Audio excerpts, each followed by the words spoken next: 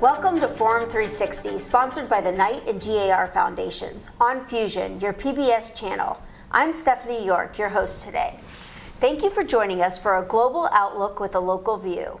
Today we will be talking with two of the three co-founders of DriveIT, an Akron startup looking to develop the skills of local tech employees.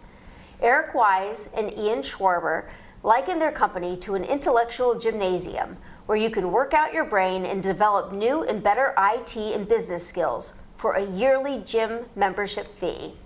And it appears that DriveIT's business model meets a real need for mid-career level technical training in Akron.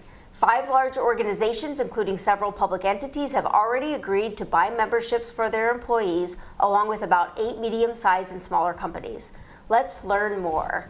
Welcome, Eric and Ian. Thank you so much. Thank you for being here today. Absolutely. Yeah. I'd like to start off with each of you telling us a little bit about yourself, your background, and how you ended up as co-founder of DriveIT. Let's start with you, Eric. Okay. I'm Eric Wise. I'm the CEO and the originator of the idea. Back in 2013, I founded the first coding boot camp in Ohio, which was called the Software Guild. And we were acquired in 2015 after running a greater than 90% placement rate in that program over 2 years. After that, I stayed on with the acquirer. I kind of helped them grow it. It's now in 3 cities. It's online. They have college partnerships, and it really turned out well. While I was doing that, we were working with a lot of employers. We were working with our alumni, kind of hearing their stories, and we started hearing a recurring theme that not only was there a problem with the skills gap for people coming into the program and getting into IT, but once they're in the field, things are changing so quickly that they were having trouble keeping up and mapping out their career paths. So we have a situation now in businesses where you have IT people and they have traditional programming skills and things like that, but the companies are looking out at their 5-year plan. They're saying, well, we need data science, we need cybersecurity, we need these new skills. And that reinvention path just isn't really available anywhere else. So, hence DriveIT was born. Right. So we took that feedback to heart and started designing programs geared at keeping people in the field up to date and opening up those career paths into new tech for them. Very good.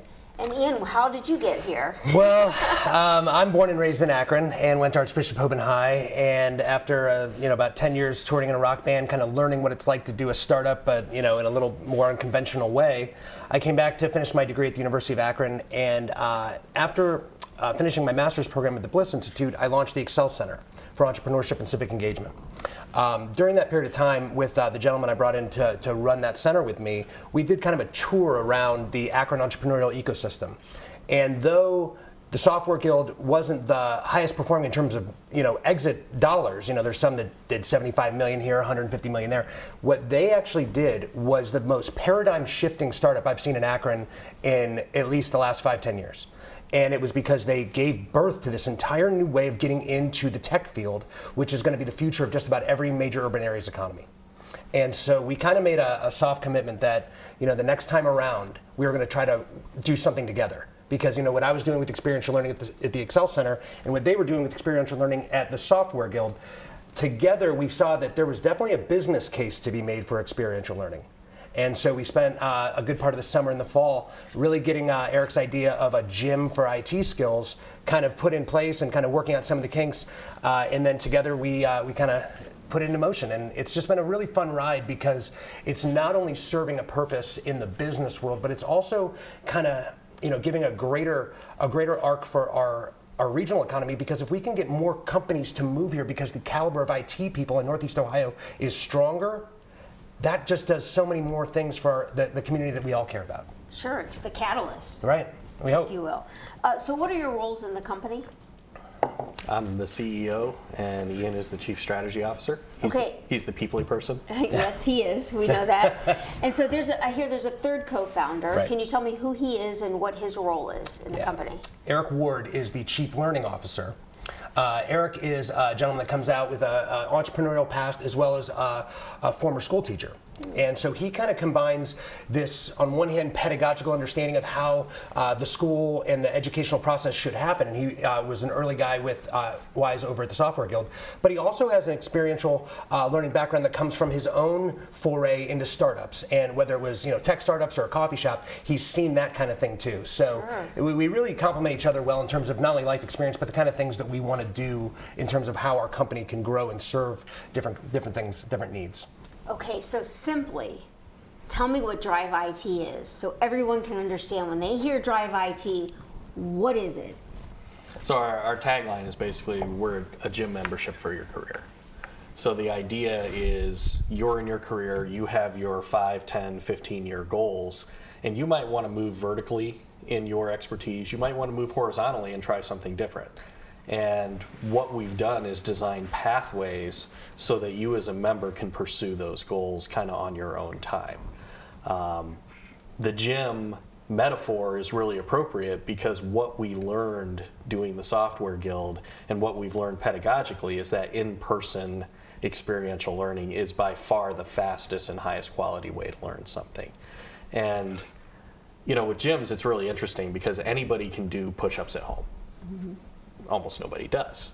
Why is Bally's Fitness a thing? Why is Orange Theory a thing? Because people gravitate towards communal learning and communal activities, and it's motivating and it's encouraging, and we want to provide that same kind of environment. So I always kind of liken it to, we're building the lifelong learning culture that we want to live in. And plus, if you're paying for it, you got some skin in the game. Right. You don't want to miss Absolutely. that gym workout because you paid money for that gym workout, whether you go or not. Right. Versus staying at home where it's so easy just to sit on the couch, right? No doubt. And the gym idea also has another benefit, which is why gyms work so well, which is that when there's 1,000 people that pay to have a gym membership, but they use it at different times. Some go before work, some go after work, some go at lunch, some go 5 times a week, some go 3 times a week. So by having a gym membership kind of setup, people can use it at different times, but bring the cost down for everybody. So this kind of training, our membership costs less than going to a conference. It costs far less than bringing in a consulting firm for a week. So what does distinguish DriveIT from other IT programs and other continuing education classes that you can get at a university or a college? Right. Now, see, universities, they're complementary to what we do, because universities, they're designed, your university degree is giving you a broad foundation. Okay. But when you get into your field, your employer wants something very specific. They want something more vocational. Mm-hmm. So we're not in the business of ever replacing a college education. We're kind of the post-college, here's what you're going to do with your career. But when we were working on the business model and idea, the first thing we really did is go out and examine how are companies doing education today. How are they doing training? And the first answer is that a lot of them weren't. And that's a big problem, because when you look at statistics for, this limited market of IT people, why do people leave their job?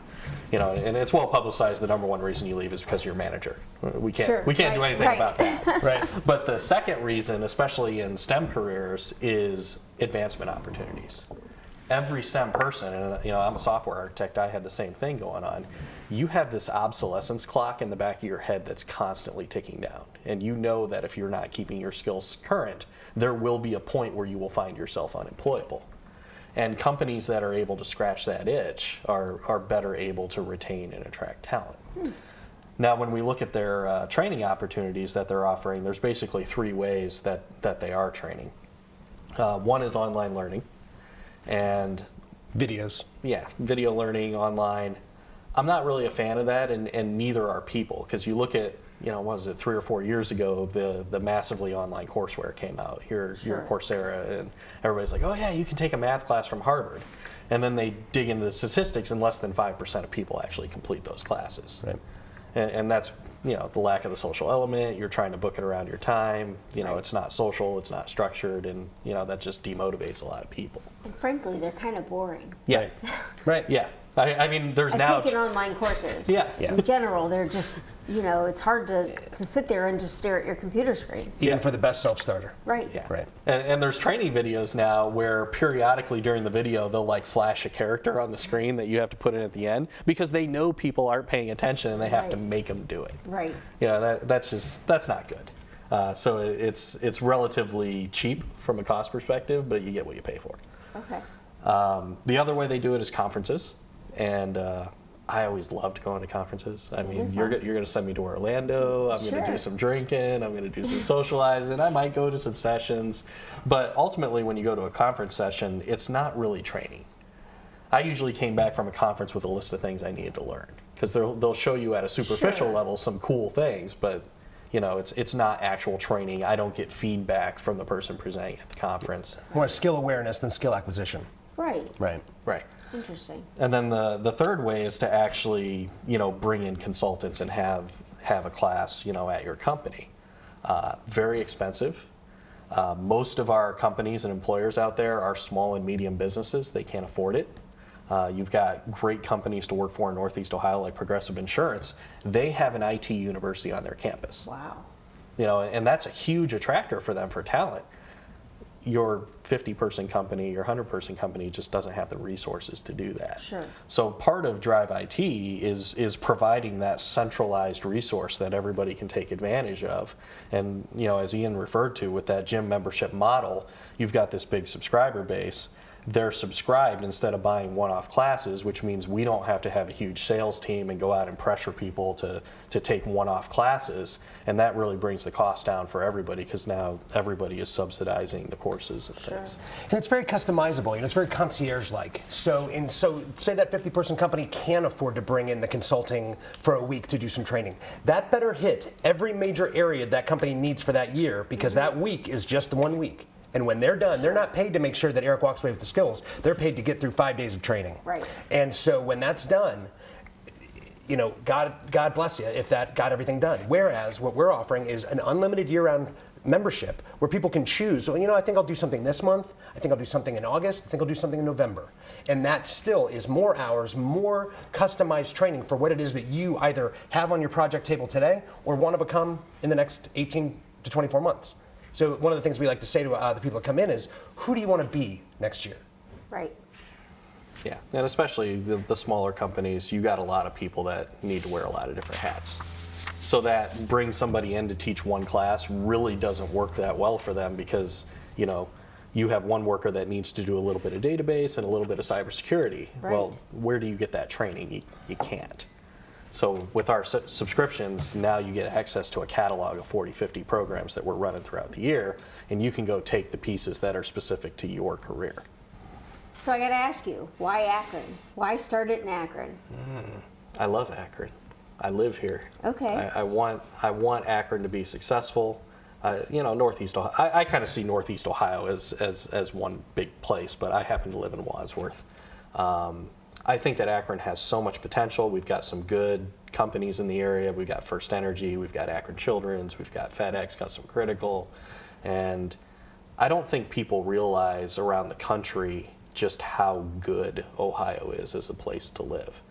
And the data I have for that is when we started the coding boot camp, we were teaching 2 programming languages, C#, which is a Microsoft language, and Java, which is run by Oracle. And the Java program happened to be the only one in the world when we opened it. So we're running this boot camp, and we had to actually sublet apartments in Akron because half of our students were coming from out of state. Wow. We had people from Singapore and London and California and Chicago.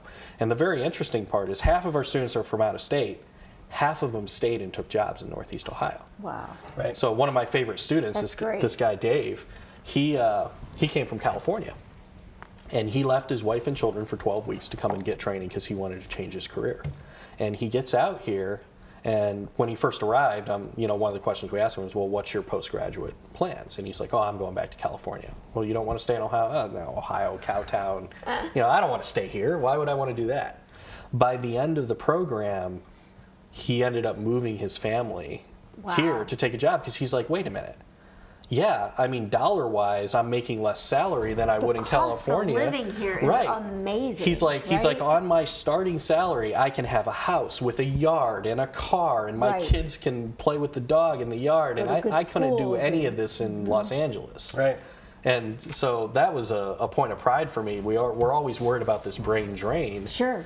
And we were actually doing the opposite. It was a brain gain. That's amazing. So starting DriveIT here, if we can beef up our workforce, like if we put 200 more data scientists into our workforce, now when Amazon is shopping their headquarters, we have something to talk about. Yeah, we do. Right. And also I want to add one thing to that, which is that I'm born and raised in Akron. I've seen it from a lot of different vantage points. From moving away and coming back, and one of the things that makes Akron so attractive is that it is a place where if you do something right and you make a difference, you can make an extraordinary impact in a relatively small amount of time. Right. And there's evidence that Dave Lieberth can give us about how generous this community is. After 9/11, per capita the most generous to New York City, and it's happened a number of other times.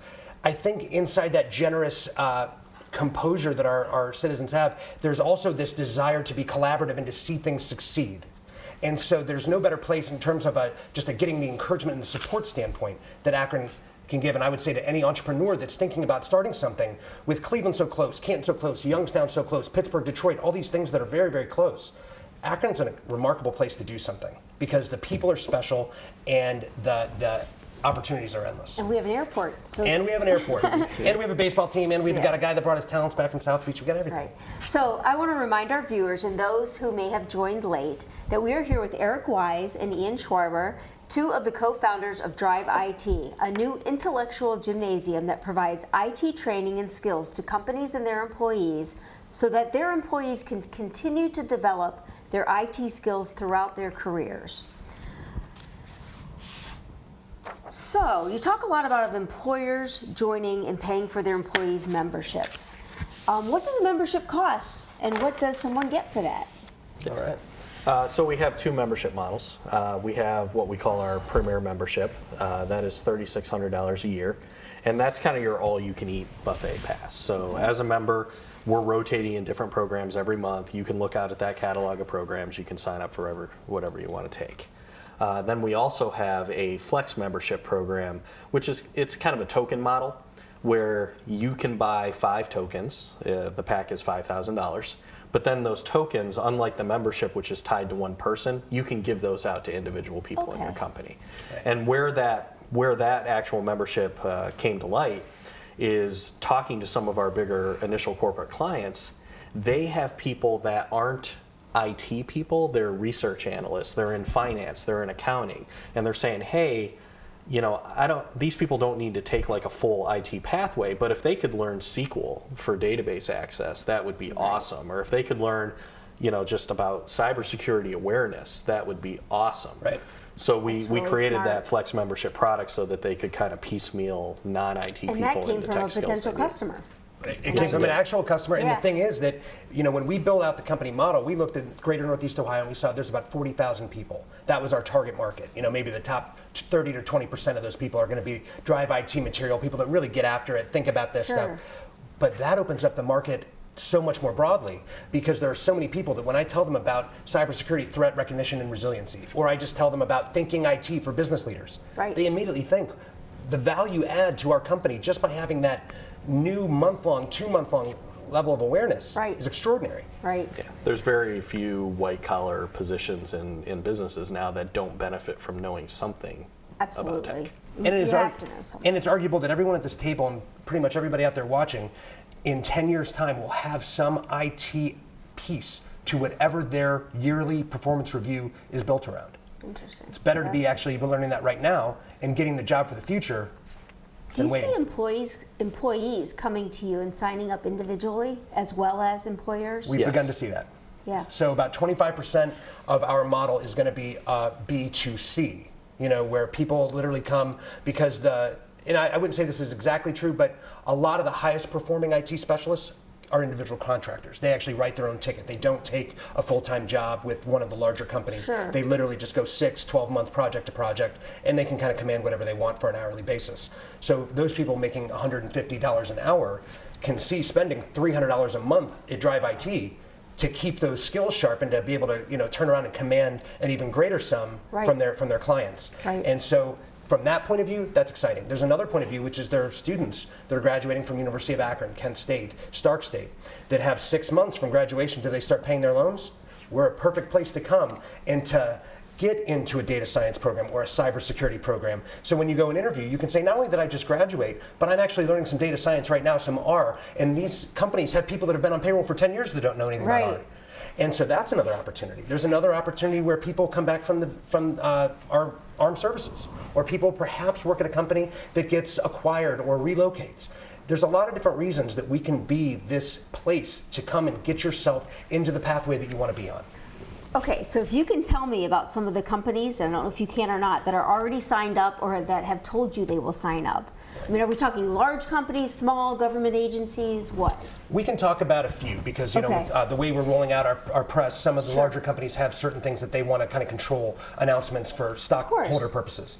But from our organizational standpoint, Summit County and the City of Akron are our first official partners. We really were excited about that because with a business-minded new mayor, a business-minded new county executive, we are having a really great time working with them because they're doing what they can to reposition our community for business friendliness. And they've actually started sharing IT services. Right, and that's another reason this was so perfect. Right. From a large company point of view, we're now officially signed on with First Energy. First Energy is a company that literally is one of the movers and shakers of the entire Northeast Ohio economy. Sure. They've got an IT workforce of almost 1,000 people. So, this is the kind of company that they could really take a lot of advantage of, and they can really reposition their next strategic platform. Right. And when you look at the power grid, I mean, it's full of Internet of Things, data science, cybersecurity. Oh, I mean, oh my gosh, can you imagine, getting our grid hacked and shut down? Right. I mean, yes, I can't imagine actually. Yeah, it's kind of scary. Right, we've heard of it. And smart cities, none of the things that we read about in Wired magazine or you see on CNBC or any of these things that are coming in the future, none of them happen without a powerful IT workforce. And so that's why, the First Energies of the world. And then there's a lot of the smaller companies, Tracker Management Systems is just one example. They're a small, 9 people on their IT staff. But then you've got Welty that's, got one person that wants to do it because that's a building company, but of course they have IT. JW Dodato. Yeah. So there's Main Street Gourmet. There's just a lot of different kinds of companies that you wouldn't think are your go-to companies. But they all have IT. Everybody has IT. They do. And you can save money. So let me tell you 2 quick areas where data science is finding its way in that's changing the game. So Sherwin-Williams has an amazing amount of investment going now into business intelligence and data science. Why? I don't know. From everything to see how long a paint lasts to it needs to be resurfaced to how it holds up in the trucks going from here to China. Data science can help their business model, so they're investing in data science. Our city, the roads, they're putting trackers underneath asphalt to see how many cars go over at a certain amount of time in certain months, and to see when they need to reinforce things and how often they want to go over with snow and how many inches they want to let fall before they hit it. Data science can change the way we do everything, and businesses are not waiting for that to happen to them. A lot of the smart businesses are actually making the move first. Very good. There's just an overwhelming amount of data out there right now, and the next step, now that we're collecting, is what do we do with it? So this sounds like it's going to explode, and it has already exploded before you've even opened your doors.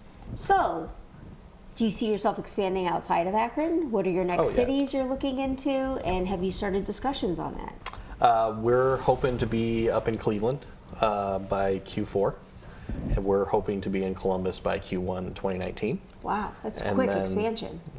Well, the nice thing is, the way we've operationalized our curriculum and workshops is once that content is available and we have identified people that can teach it, dropping a new location is pretty trivial. You just need a room. Maybe a little harder than that, but yeah. I got this. And then after Columbus, we're looking very closely at Pittsburgh and Detroit. Oh, great.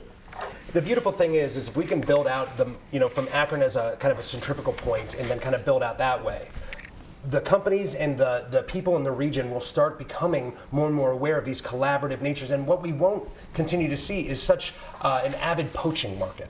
Right now, because there's such a limited body count of people that can do these really high-powered jobs, people are just stealing from one another. And that, as far as a cultural thing for companies to move to town, that's not really that attractive. Right. So if these companies can start realizing that as we work to form a greater body mass of IT workforce, then you can look at this region, the Midwest, the Rust Belt, and say, that's working, that's different, right? And so you don't necessarily have to go to New York and Boston or out to Silicon Valley to see some tech innovations happening. You trying to read upside down? I already read your entire sheet. Okay, so this is a speed round. I'm We only have naturally about curious. 20 seconds before I get to my conclusion. So, Okay. favorite movie? Solaris, What book are you reading? I'm not. the negotiating one. FBI Oh negotiating. yeah. Never Split the Difference was the last book. Oh, Keep going. that's a good one. Name an influential person in your life. The late Russ Pry.